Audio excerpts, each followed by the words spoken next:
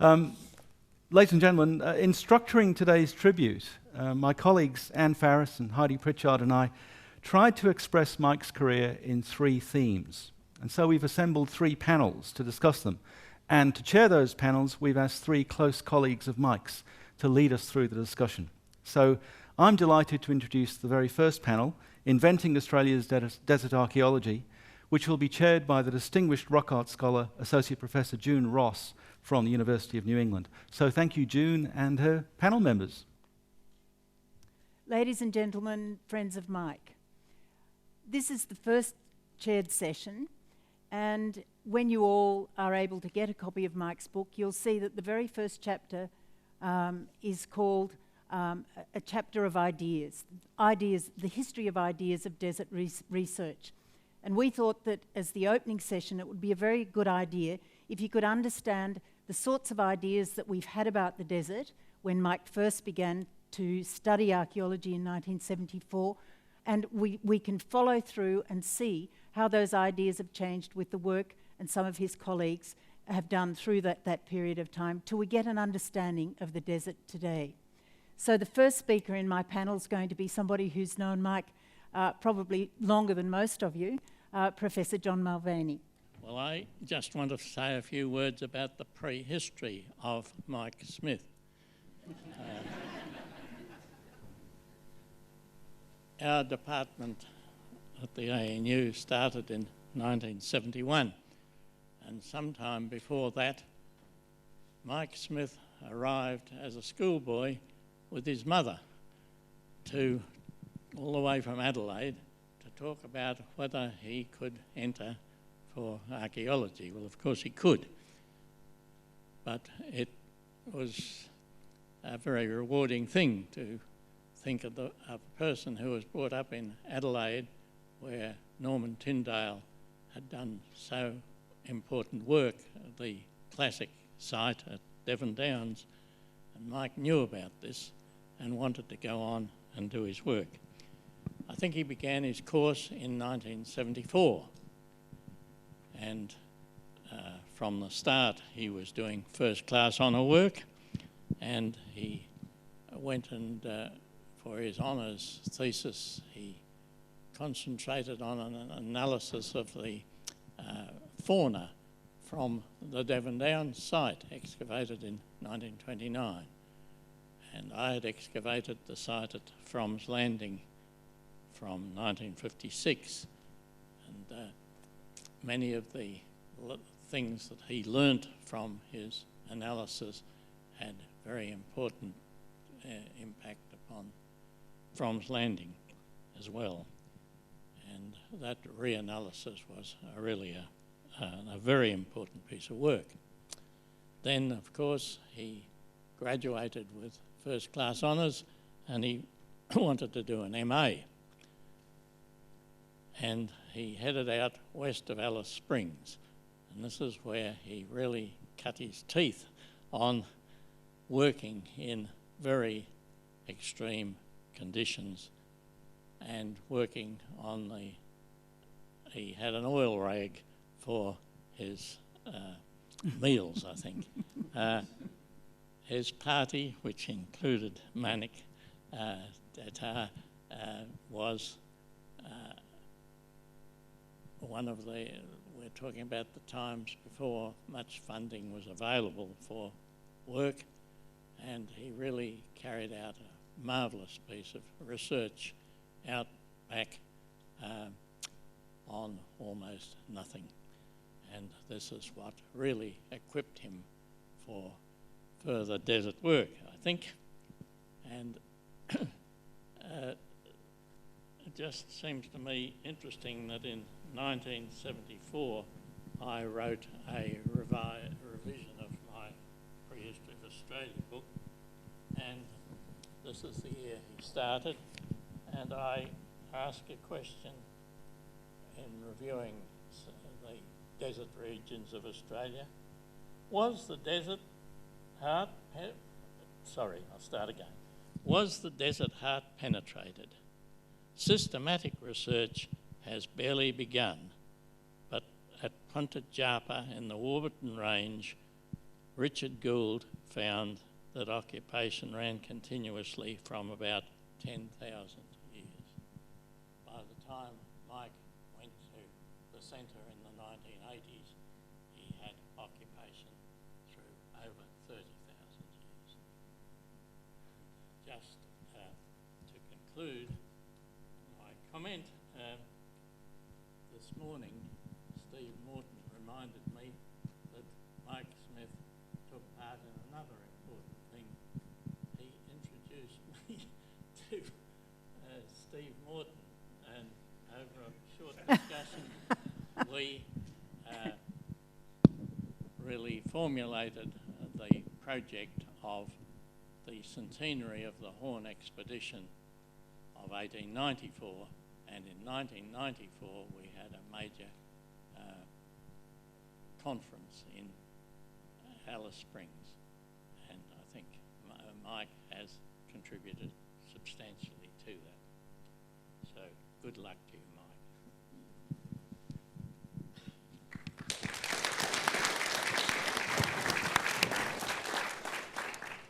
The next speaker on our panel is Barry Cundy. Barry is one of Mike's oldest friends, perhaps not in age, certainly in long time. Barry worked in the Northern Territory with Mike after being a student with Mike. So he's probably got a lot of tales that he could tell, but I think that he understands that period where Mike transferred from being a student through to being an archaeologist working in the desert. Thank you very much, June. Yes, that's true. If Mike invented the desert archaeology, in the words of the Duke of Wellington, it was a near-run thing. Let me go back a step. By the time Mike arrived in the Territory, which was in 1980, he'd taken up a position as the field archaeologist in the Northern Territory Museum of Arts and Sciences. And I followed up in 1981 as the curator of archaeology at the museum. My talk really is going to focus mainly on the archaeological context and also the social context in which we found ourselves, because it was pretty critical in the process of getting Mike set up to do the work that he's done so successfully. Now, by the time Mike arrived in the Territory, I might tell this story about his undergraduate world, in a sense. Everything had gone pretty well to plan in Mike's life, and this plan had been outlined in Isabel McBride's Alfa Romeo as it sped back from Lake Bathurst in 1975. That second year, Mike would have been about 20 years old, and he gave a rather impressive outline as to how his life was going to work, including the year that he would marry, the year that he would have children. And the other plan beyond that was that he would complete his MA and he would go and work in a museum. While working at the museum, he would start work on his PhD, and then he would come back to university, finish his PhD, and then go back and work for the museum. Now, if you can see any variation in that plan, let me know. But I must say, it's pretty impressive coming out of a 19 or 20-year-old. So far it's all gone to plan, and he's in Darwin and he's working for a museum. The only problem is all of us, Marnik, myself, Mike, didn't really factor in what the Northern Territory would be like. Now, many of you know the Northern Territory, so I'll sort of talk a little bit about the archaeological context, and then I'll go out bagging Darwin out, because that's my favourite thing to do when it comes to the Territory. As John's pointed out, people had worked in the desert, or not in the desert, but they'd worked in Central Australia and the Northern Territory. Going back to the 1930s, there was an extended phase of what you might call Phase 1 archaeology in the Northern Territory. In this phase, people were digging for sequences. The question was there a single sequence in Australia, or there were multiple sequences? People would find sites and dig them to see what the sequence would look like. By the time we were up there, John had written his fantastic book, Through History of Australia, which we'd cut our teeth on. It appeared that there was a general overarching single sequence, but there were many regional variations to it. Mike and I knew what we needed to do, and that was push into phase 2. And phase 2, as we were taught at the ANU, consisted of putting these sites into a landscape context. A lot of that inspiration came from Wilfred Shawcross and his connection to what was really economic archaeology coming out of the work of Eric Higgs and Graham Clark. The question that we faced really when we got to the territory is how the hell we were going to do this. At that time, archaeology was divided into a sort of paradigm fight between the new archaeologists who were coming out of America and what you might call a more traditional approach coming out of England, which was the what we called culture history. The Americans basically believed that archaeology was an anthropological discipline, and it was about adaptation. Adaptation took place at the level of system, not at the level of site. So the problem archaeologists had was to try and discover the system that adaptation actually occurred at. The way the Americans liked to do this was use very systematic, or the way they claimed they liked to do it, was to use very systematic surveying practices, which were based on clever stuff like randomised stratigraphic surveying. So that they could pick up, say they were in Teotihuacan Valley, they would pick up all the little peripheral sites and try and pin that back to Teotihuacan and see how the whole system worked.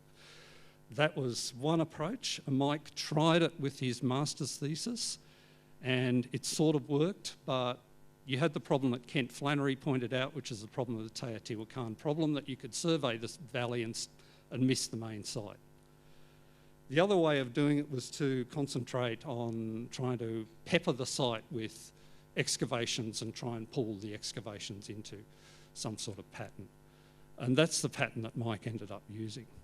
But there was this sorts of complicated toing and throwing as to which one would work at the time.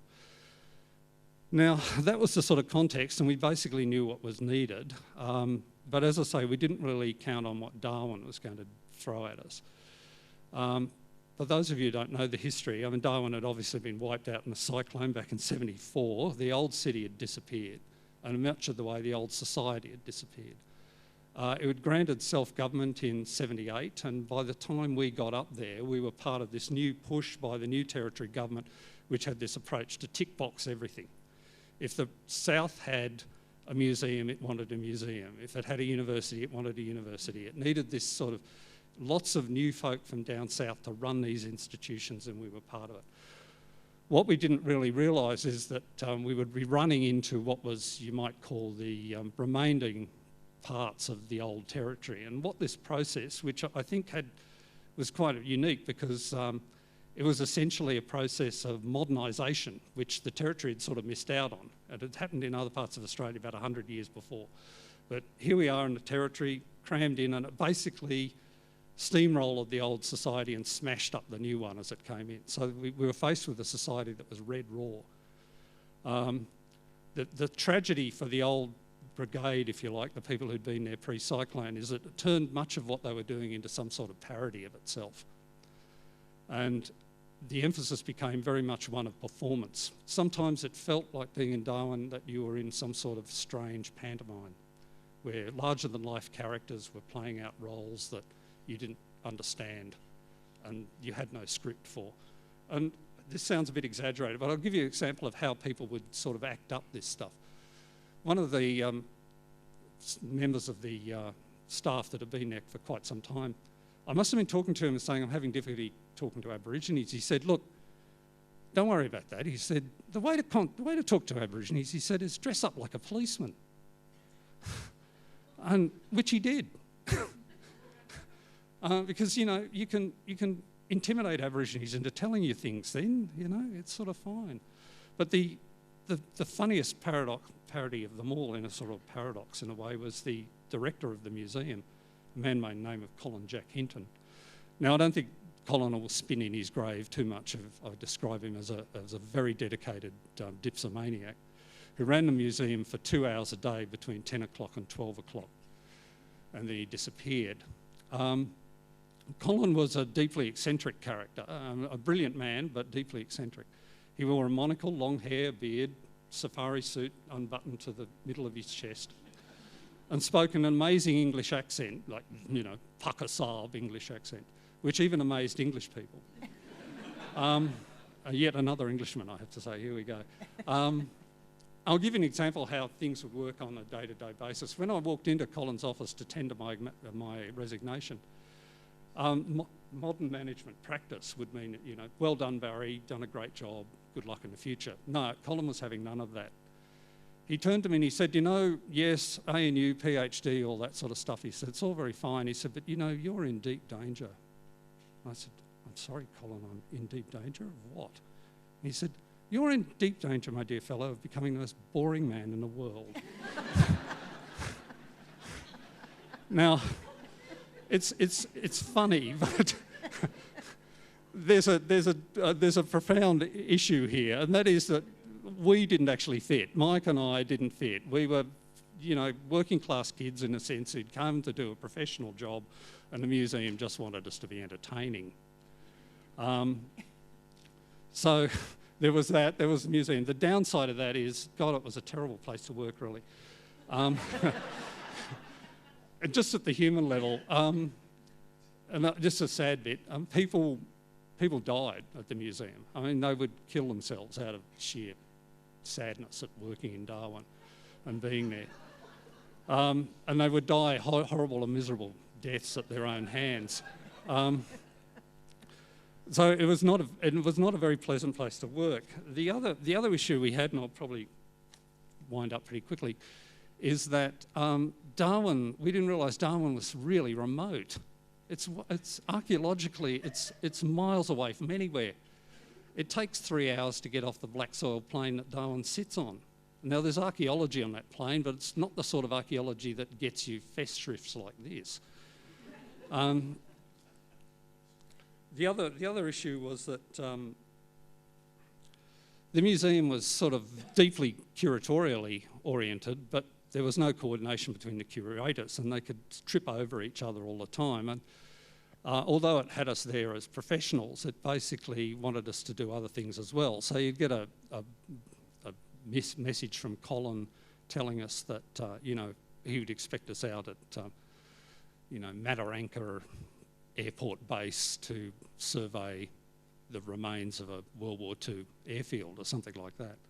At one point, Mike was sent out to survey Port Essington remains. Most of it was historical archaeology. Now, in a sense, I didn't mind it so much, I just took it as part of the job. But I think Mike's deep sense of commitment to this process of phase 2 archaeology, it really sort of offended him quite a bit, that he would be asked to go out and do stuff that he didn't think was entirely relevant to what his plan was. Other than that, the museum was great, unfocused.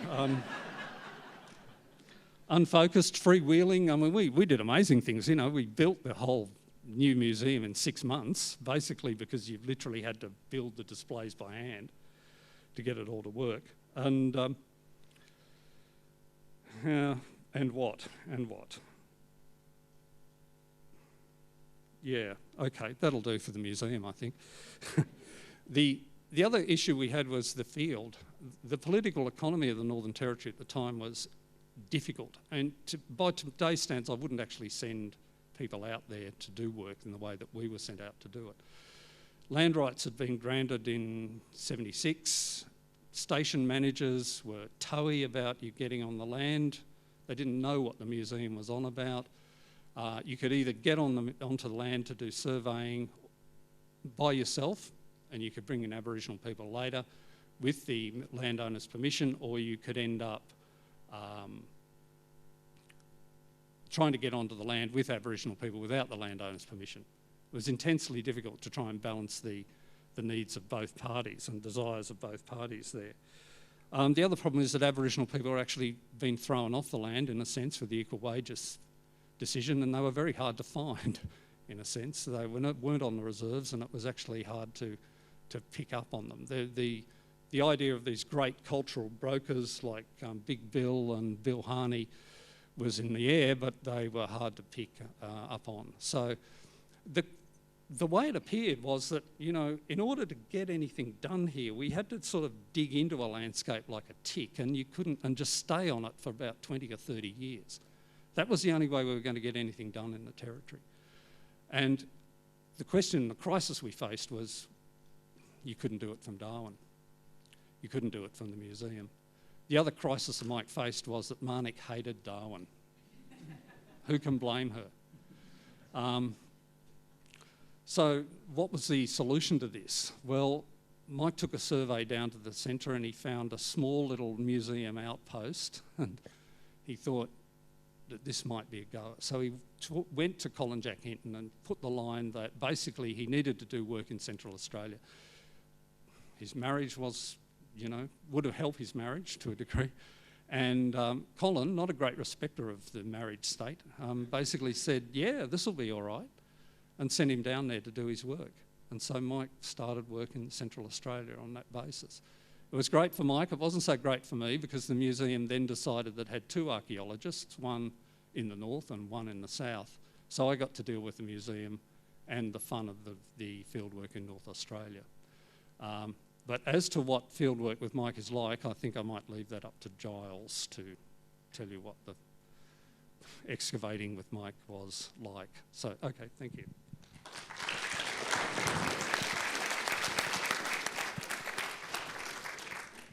The next speaker on our panel is Giles Ham. Giles actually spent a lot of time down the holes at Jarrah, so he worked with Mike over that period of time. I think that Mike had done numerous excavations and managed to find dates going back to about mid-Holocene, and Jarrah was the last of the sites that he excavated during his PhD, and we all know that's changed the history of Australian deserts. Thank you, Giles. Thanks, June. I just wanted to give you a sense of what it was like being a young, fresh, naive student coming to a place like Jarrah and get a sense of what the dig was like, what Mike was like, and what sort of significant things happened, if I can, in this short period of time. Now, I'm not of English birth. I have applied for English citizenship, but I'm still waiting for confirmation. But be it as it may, when I came out to Jarrah, I was 24, and I was very young and inexperienced and very excited. This is the first time I'd been into the arid zone, and I had no real perception about what to expect, just that this was the most amazing landscape and the most amazing arid environment. And my first worry was, I'd heard these horror stories about Mike's catering. And of course, one of the things that I'd heard, and I won't say who, Mike basically his catering regime was Vegemite sandwiches and sardines. And of course, as everyone knows, when you're out on a dig, that's all you tend to think about, apart from what you're actually uncovering. So, of course, when I got to Alice Springs, I was very, very worried. And, of course, fortunately, I managed to get into people's ears and managed to go to Coles, and we bought a whole lot of meat and veggies and all sorts of things. So that was a weight off my mind. But anyway, getting out to Jarrah, it was an amazing landscape. And in terms of Mike selecting the site, he obviously had worked through the Central Australian Ranges. He'd worked for the McDonnell Ranges. He'd had indications about how important that part of the Central Australian Ranges were. In terms of this permanent rock hole called Marinchi Rock Hole, was a permanent water source. It was only 30 minutes walk from Jarrah. And Jarrah was an amazing site. It's a really big shelter. It's 400 square metres in area. And Mike's had to approach it in a way. He knew that this was the last site he'd had which could, in fact, open up this whole debate and change the debate about coastal colonisation versus did people had visited and moved into the arid interior. So he realised that this was a highly significant site. So obviously in 1986 he'd first got a glimpse of how important it was by getting some radiocarbon dates, and then by the time I went out there, our task was to open up the main trench and start revealing the lower layers, particularly the period between the Holocene up to about 10,000 and through to the late Pleistocene, so to about past 22,000. So in terms of how we worked, we were assigned different tasks, in the squares, digging. But Mike's approach was essentially, look, he told me a site is like going into an operation. I've heard this theme a couple of times where people are saying Mike approaches things like a surgeon. Well, it's very true.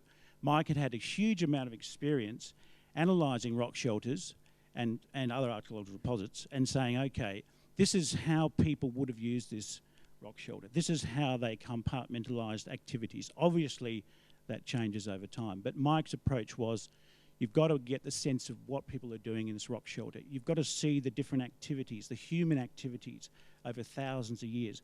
And to do that, you've got to approach it in a very careful way. You've got to respect the site, and you've got to look at it in a detailed way. And first of all, open up the site. The site's like a really, really delicate book. You would start turning the pages and revealing things. And our task was to use every archaeological method we could to reveal that story. And so the excavation itself, we worked quite hard. We worked from 7:30 to about 6 o'clock at night. And Mike sort of, comments about my worry about the food. Of course, I read through some of his field notes, and he, of course, very, very perceptive. He said one of his statements was, "Giles lives for the evening meal." And I'd probably kept on saying, "Oh, Mike, what's for dinner tonight, Mike? Mike, what are we having tonight?" But ultimately, the amazing thing is that this site produced over 17,000 artefacts. Mike got 32 radiocarbon dates, 9 thermoluminescence dates. It was one of the most detailed pictures of an arid zone occupation site that we'd ever seen in Australia. And it was truly remarkable to be there at the time, seeing this evidence uncovered. And we'd find stuff that were in the rubble layer, so right down the bottom of layer 3, because this deposit's about 2 metres in depth. And you'd suddenly find an artefact which wasn't supposed to be there. And you'd say, "Oh my God, Mike, look at this." And Mike would say, "Oh, come on, Giles, is it really an artefact? How do you know? What do you mean? Does it look..." And so we'd had this debate to and fro. And of course, all those things just stick in your head. I mean, the things like we learned about the ochre from Karku being transported into the site in the Pleistocene. I mean, those sort of things were just truly remarkable. And my reflection is that I realised that Mike's perception of what was going on was far more intense and far more remarkable than I'd sort of realised. And when we had these debates or discussions at night by the fire, he would give me insights, intellectual insights that were just incredible. And I wouldn't have got that experience, I don't think, at that time, because and I think Mike's sense of humour, his easygoing nature, even though he had a reputation for being a bit of a taskmaster, but he really was a person who gave of himself to someone like myself. And of course, along with people like Peter Veth, I've learnt so much about arid zone prehistory in terms of how people see the landscape and how they detect early human occupation and change over time. So Jarrah was very, very crucial for me deciding once and for all that the arid zone was my area of expertise I wanted to be in. I loved it. I just thought it was just remarkable. And we had amazing people visit us. We had Dick Kimber, and Dick's incredible view of the Aboriginal history, of the ethnography, was truly inspiring. And Dick, we would have numerous conversations. We had a remarkable botanist who'd come out, a guy called Peter Latz, who was a brilliant ethnobotanist, and he would give us insights, or me particularly, insights into how Aboriginal people used that particular landscape, why that was important, why certain plants were treated the way they were, what sort of burning and fire regimes went on. And people like Doreen Bowdry, who was out on the dig with me, doing her remarkable phytolith work, where she was uncovering the history of grasses and back in the Pleistocene in terms of how the climate had changed over 15,000 years. So, I mean, it was just like a living laboratory. You couldn't have got anything better as far as I was concerned. So, and now it's a legacy. That site is so well known, but it's so well researched, and it's got so much information in it that it will stand in terms of a brilliant comparison to everything else we know. And it's those are the sorts of things we need to do more of in Australia. We need to spend more time doing that sort of thing. Yeah.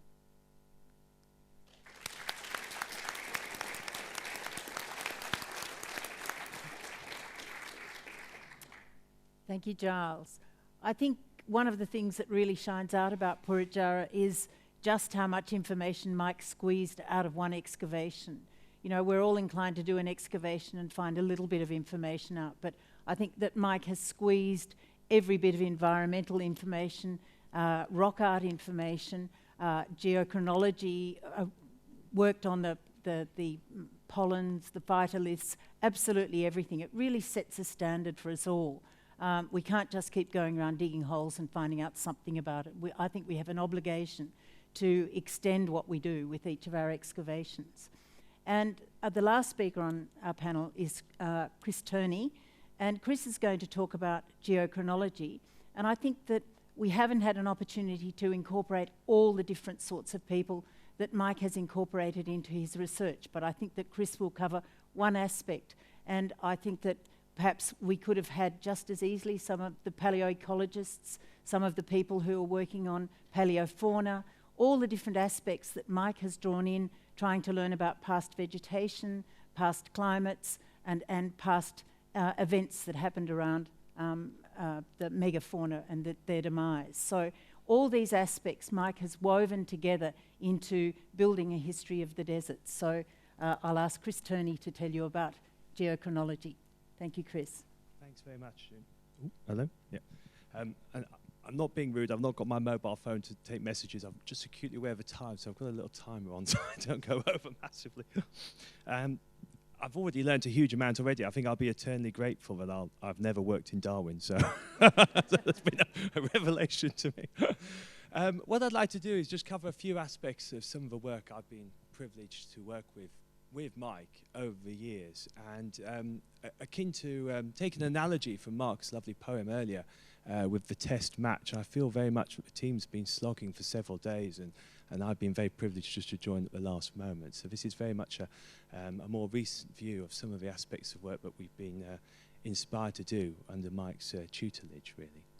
Many of you know the history of discovery and debate on human occupation and arrival in Australia. If you went back to the 19th, it's been argued over for more than a century. And if you went back to the 1960s, as John alluded to earlier, you had arguments around 10,000 years worth of occupation. And then over the 70s and into the 80s and 90s, a sort of number converged on about 40,000 years. And it was very much driven by radiocarbon dating, which had been developed since the Second World War, and was really, and still is, a workhorse of our work. And the essential principle is the fact that you have radioactive carbon formed in the upper atmosphere. It enters into the biosphere through plants, photosynthesis, and then including animals. And over time, you can measure how much radiocarbon is left in your sample, be it a shell, a bone, or whatever, and you know approximately how much it should have been at the beginning, and you can back calculate to an age. That's the principle. Sounds fabulously easier. It is compared to many dating techniques. And but the practical upshot of which is that you can go back to about 40 to 60,000 years, depending on the sort of method you use. Mike was one of the first, in my mind, who, with Rhys Jones, the great Rhys Jones, who argued that 40,000 years was suspiciously close to the limit of radiocarbon dating. And when I first met Mike, one of my first postdocs, it was here at ANU in Canberra, when the museum was in Northbourne Avenue, in this shady old office, and Mike was pulling all this stuff out of cupboards. We were chatting about potential sites. And my background is in carbon dating. And Mike was pointing out the fact that you could get a minute amount of modern carbon in a 40,000-year-old dated sample, and it would skew the age massively. Now, some years before, Mike had been instrumental with Rhys and Bert Roberts, and Bert had been doing some fantastic work with a technique called luminescence dating, which was really new. It was a new kid in the block on dating methods. And they'd gone to a site up in Northern Territory called Malacananya. In 1990, they published this amazing record, and using a technique called thermoluminescence, which effectively wasn't dependent on carbon at all, which is outrageous as carbon daters. But what it did have the advantage of was that in arid environments, you could still get an age. And effectively, it depends on defects in the crystals.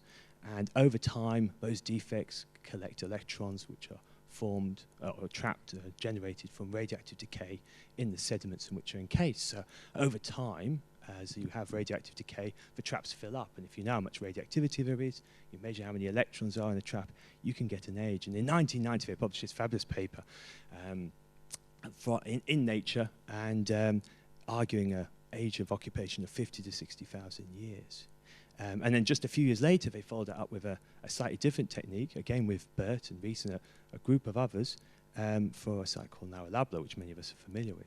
And again showed 50 to 60,000 years worth of occupation, but with tantalizing hints there was stone tools even deeper down, buried in the rubble. And of course, you could have, as many of our fields, could have heard a pin drop when these results came out. And I think it's fair to say from the carbon community, we had to have a serious look at what we were dating and why we were dating it and what it actually meant in practice. And I was very fortunate. I came to ANU, and Michael Bird, who was here with Keith Fifield and others, were developing a new method for carbon dating, which was stripping out any contamination we could find from charcoal and pushing back the limits of the dating method back to 60,000. And Mike was instrumental in supporting our application. He was a collaborator. I didn't know Mike at the time, and then we met in Northbourne Avenue, and suddenly all these sites came out of cupboards and bags buried in the ANU. And we started looking at potential sites. And one of the first ones we went to was a site called Devil's Lair, which I liked because it was actually near a winery, which was very pleasant. And one of the wonderful things I found inspirational was the fact that a whole range of different methods were being used. It was the latest techniques, including the more traditional ones. And Mike had got this team together, and we were using traditional radiocarbon dating, we were using modern. Bert was doing luminescence. We had other people doing electron spin resonance, Rainer Grun and others. And it was the whole works. And I remember we were on tenterhooks, we were running the samples, and I remember calling up Mike when we got the numbers through. And the traditional carbon dating method hit 40,000 and just dropped away, and we punched right through and got to 48,000, and the luminescence supported it, and it was just an incredible adrenaline buzz. It really was an incredible adrenaline buzz. Getting it published was a whole other matter, but we've all been there. And so since then, we did a whole range of sites, and Jarrah was another one. We applied the method to Jarrah and found occupation going back 31,000 with carbon dating. And I think what's lovely about it is that by applying all these different modern methods, getting teams together, people that I would never have normally met, and bouncing those ideas, we were extremely fortunate to really play intellectually with something that I would never have done before. And I think what's really lovely is it set the train of where things are going now. We're using different methods of dating, different sorts of pre-treatments.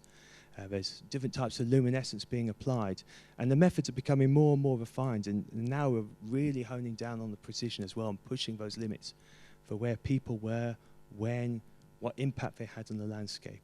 So I think given the time, I think I'll probably better stop. Thank you.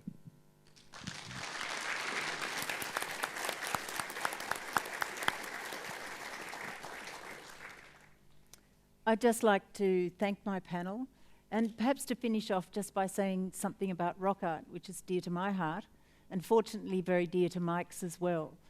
Mike originally worked with Andre Rosenfeld, which set a very high standard in working in desert archaeology, desert rock art. And Andre recorded the rock art at Jarrah, and she and Mike published that. She also worked at Wataka, and I had been working doing my PhD up in that area, and I was lucky enough to meet up with Mike. And for the last 10 years, we've done a whole series of projects, one of which was a project on trying to establish what does rock art of great antiquity actually mean. And because of the excavations that Mike had done at Jarrah and another one in the George Gill Range, we were able to establish that perhaps great antiquity means about mid-Holocene, perhaps late Pleistocene.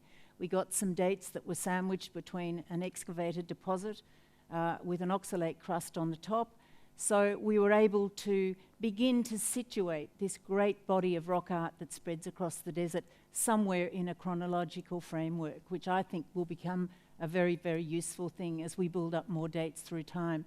And it will enable us to tease out what is a vast assemblage of rock art and work out some sort of chronological definition to this art. I hope that in the sessions to come you learn something about the various other disciplines that Mike has used to set his understanding of desert archaeology into a much broader context. Thank you, everybody.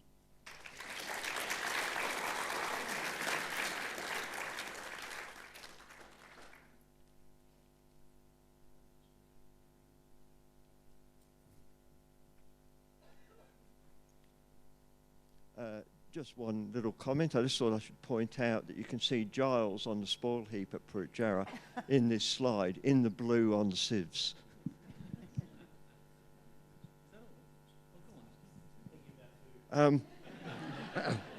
Peter's encouraging me to say more.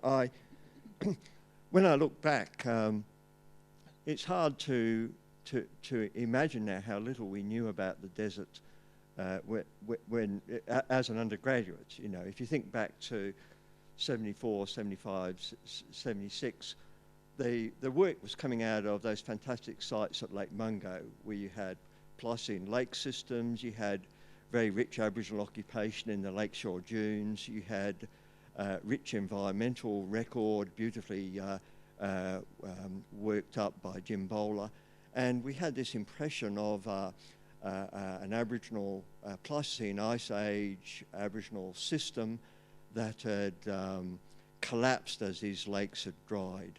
A whole picture of what was perhaps happening in the arid zone was driven by this view from the edge, from the Willandra Lakes. People perhaps hadn't moved into the arid zone proper until they'd been forced to adapt to aridity as these lakes had dried up. The only other work we had was Richard Gould's work at Punta Java, which gave us a 10,000 year sequence. And this seemed to fit quite nicely. When the lakes dried up at Lake Mungo, people moved into the desert, they started to occupy the desert proper 10,000 years ago. This was really all we had, but it was very much a view from the Willandra. And it was a range of PhD projects, both my work, Peter Veth's work, Peter Hiscock's work, that gradually began to build a desert prehistory. And it was a great challenge, but it's a great thrill also to work with a whole range of people. A successful dig relies very much on the skill and dedication of its crew, and I was very fortunate to have people like Giles and Barry and June on many of my teams. We're very fortunate to be in an age when a dazzling array of new dating techniques were becoming available, so I was very fortunate to be able to work with John Prescott and the radiocarbon fraternity, John Head, but Chris Turney. It was a very privileged time, an expansive time. I think now we've really built a sort of framework for desert prehistory that we can now start to take into sort of the third generation of archaeological research. The only other thing I should mention is I never ever had Vegemite sandwiches on my digs. I never ever considered Vegemites. I never had sardines. Mackerel, tin mackerel was my forte.